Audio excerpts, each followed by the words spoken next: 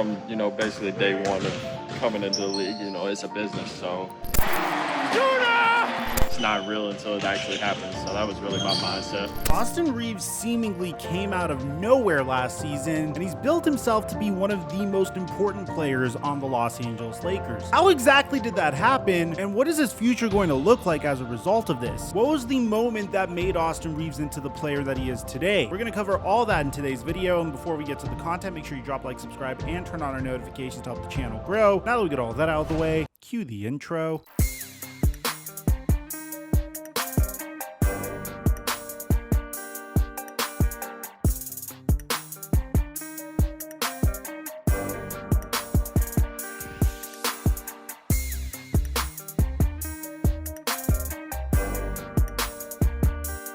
Mic check 1 2 1 2. What's going on, everybody? I'm sure a lot of you guys are very familiar with the LeBron James lying meme. We have a whole short series on it, and if you're not familiar with it, well, here's an example of it. Whole game.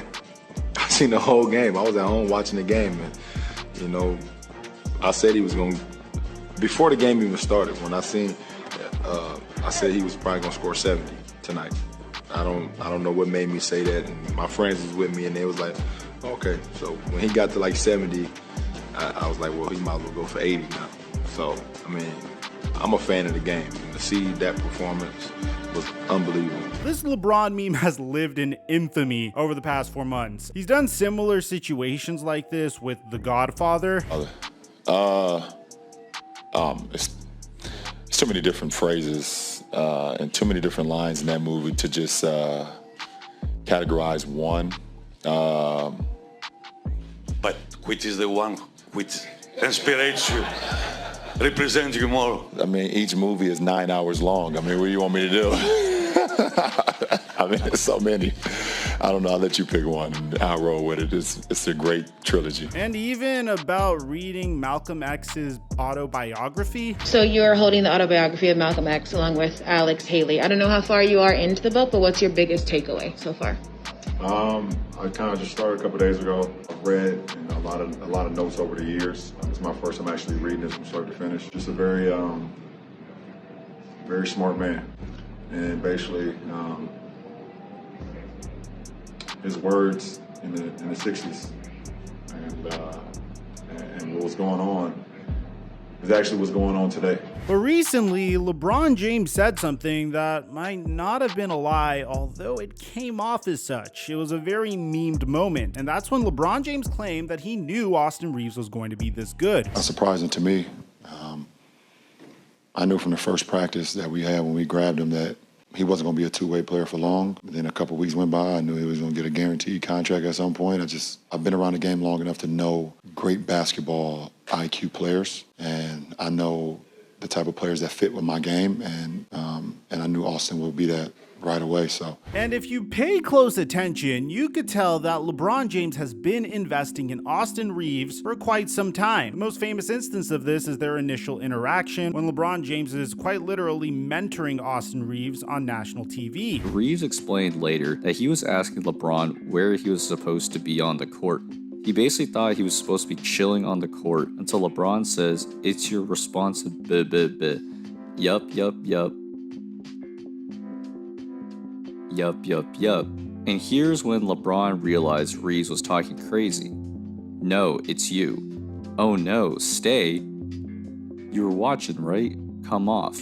That's when Reeves got confused because LeBron's basically saying Reeves is involved in the dribble handoff play. Honestly, I think the best part about all this is the fact that Austin Reeves was a LeBron James hater about 11 years ago. I'm not going to hold this against him because this was obviously when he was in a significantly different place in his life. This is literally when he was 13 years old. He posted this meme on Twitter with Kobe Bryant saying, "When I need some peace and quiet, I set my phone to LeBron mode, no ring." That's how old this is. This is before LeBron James didn't have any rings. And to be honest and to be fair, as a Laker fan and growing up as a Laker fan, I myself was on Team Kobe over Team LeBron, obviously. Now circumstances are significantly different. LeBron James is a member of the Los Angeles Lakers, and I really highly doubt when arguably one of the greatest players of all time is trying to help you improve your game, you're not gonna say, "Oh no, I'm a Kobe Bryant fan. Go yourself, LeBron. And through it all, there were signs of Austin Reeves being this great. I mean, there's footage of him cooking Desmond Bane whenever he was in college. Gotta get something up, 4 to shoot. Reeves. Reeves wants a 3 for the win.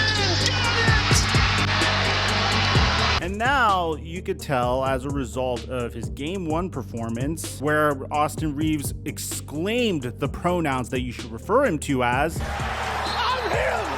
I'm him!" You can make the argument that Austin Reeves is one of the most important players on the Los Angeles Lakers. Austin Reeves, D'Angelo Russell, and Rui Hachimura have taken turns being the individual that picks up the slack when Anthony Davis is getting locked down by Jaren Jackson Jr. And to be honest, I know a lot of Laker fans are hating on the fact that Anthony Davis is getting locked down by the player that quite literally is the defensive player of the year, but this also shows their versatility. In Game 1, when the Los Angeles Lakers took on the Memphis Grizzlies, Anthony Davis performed remarkably, dropping 22 points, grabbing 12 rebounds, 3 steals, and 7 blocks. In addition to this, Rui Hachimura dropped 29 points, while Austin Reeves dropped 23 points. And LeBron James finally was able to fulfill his vision of being a player that doesn't necessarily need to do it all on this Lakers team anymore. He dropped 21 points. The Lakers wouldn't necessarily play as well in Game 2. It was one of those games where LeBron James had to try to carry the team as much as he could. Rui Hachimura still dropped 20 points. When the series finally arrived in Los Angeles, the Lakers would take Game 3 despite 45 points from Ja Morant while riding the hot hand of LeBron James and Anthony Davis. And in an overtime thriller, once again, we saw the greatness of the Los Angeles Lakers role players. I mean, in this one, Jared Vanderbilt dropped 15 points, D'Angelo Russell dropped 17, and Austin Reeves had a net rating of plus 12 while also dropping 23 points, 6 assists, and a steal. And all of this brings us to one question, and it's the question we're all wondering. Did LeBron James actually know that Austin Reeves was going to be this type of player like he said initially? I mean, here's a video of Austin Reeves' first practice for those of you guys that don't believe what LeBron James said originally. The real question that I want to ask is whether or not the Lakers could retain Austin Reeves once they do make this push. Times before, you even saw with the Golden State Warriors, whenever a team is able to dominate in the NBA playoffs, especially if it's a team that's able to win an NBA championship, historically, you've seen the role players get paid handsomely, whether it's from their own team or if it's from a different team. I mean, a good example is Matthew Dellavedova. After his final season with the Cleveland Cavaliers, he got a big contract from the Milwaukee Bucks, primarily because of the defense he played on Steph Curry. Yes, it wasn't flawless, but it was probably the best thing you could get at that point. Same could be said about Tristan Thompson when he was on LeBron James's team, and you could also say the opposite is true. The most famous example being Dennis Schroeder. He saw Tristan Thompson and Matthew Dellavedova get their bags after winning a championship with LeBron James and famously turned down a huge contract extension from the Los Angeles Lakers that would have paid him 4 years and $68 million.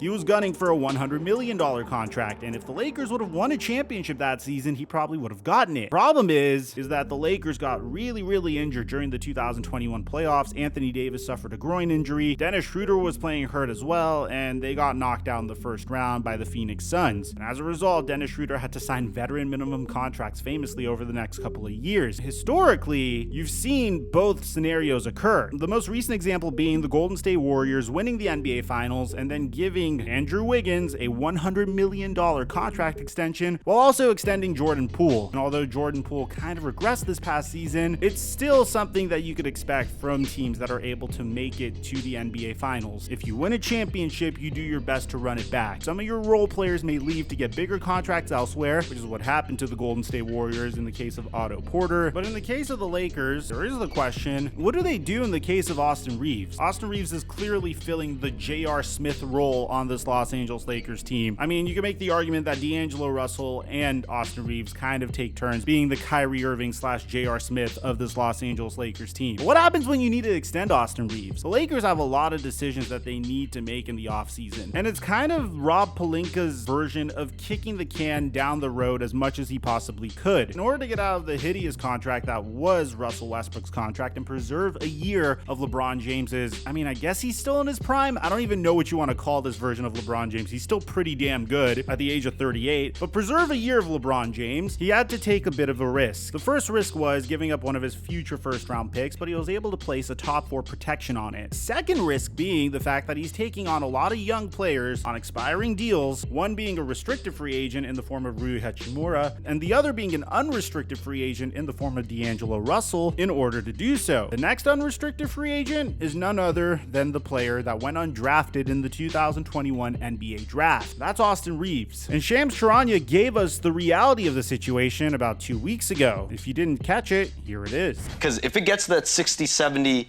range for Austin Reeves, that's a tough contract for the Lakers to match. He wants to give the Lakers every opportunity to try to get a deal. This year, Austin Reeves was able to boost his numbers to 13 points, 3 rebounds, and 3.4 assists while shooting 53% from the floor and 40% from deep. He could definitely get a $60 to $70 million contract, and I do believe he does have the potential to be the third option for the Los Angeles Lakers. He possesses everything you'd want in a modern NBA guard. A player that's crafty in his way to drive into the hoop, a player that has tremendous chemistry with LeBron James, as you can see from this pass. You know, we call this, right? $20 pass, yeah, $10 finish. Oh. And a player that's very humble whenever you ask him about it. This is Austin's first playoff series, and he was talking after the game, and he was just talking about how much he loved, this. Like he said, it's the greatest thing he's ever been a part of, like basketball-wise. He said something else, but I can't repeat it. And that brought a lot of joy to me.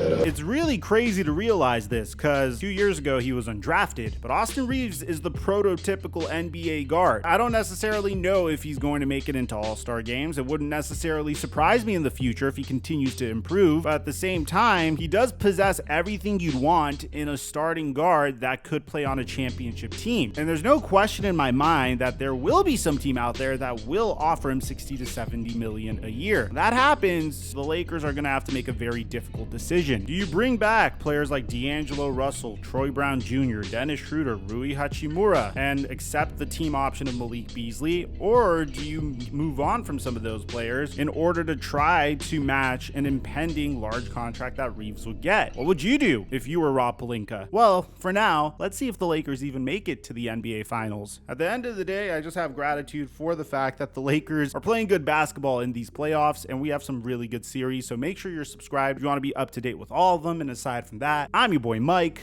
I'm dropping our mic until our next upload.